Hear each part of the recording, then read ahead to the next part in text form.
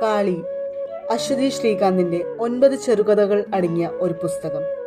ഈ പുസ്തകത്തിൽ നമുക്ക് കാണാൻ സാധിക്കുന്നത് വ്യത്യസ്തരായ 9 സ്ത്രീ കഥാപാത്രങ്ങളെയാണ്. നമ്മുടെ സമൂഹത്തിൽ നമ്മൾ ഇതുവരെ കണ്ടുപരിചരിച്ച, അല്ലെങ്കിൽ നമ്മുടെ കൂടെയുള്ള, അല്ലെങ്കിൽ ഒരുപക്ഷെ നമ്മൾ തന്നെ ആവാം ഇതിലെ ഓരോ സ്ത്രീ കഥാപാത്രങ്ങളും.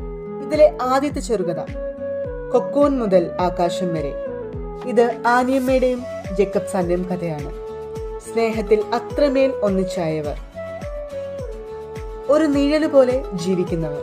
മറ്റുള്ള സ്ത്രീകളെ പോലെ ടെൻഷനോ കാര്യങ്ങളോ ഒന്നും നാളിതുവരെ അനുഭവിക്കേണ്ടി വന്നിട്ടില്ല ആനിയമ്മയ്ക്ക്.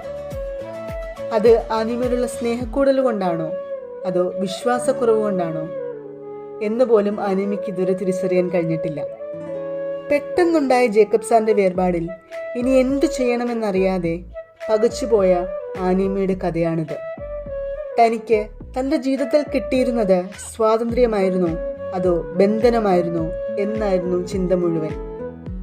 ഒടുവിൽ സ്വന്തം സ്വാതന്ത്ര്യത്തിനു വേണ്ടി കൊക്കൂൺ പൊട്ടിച്ച് ആകാശത്തേക്ക് പറന്നുയർന്ന ആനിയമ്മയുടെ കഥയാണിത്.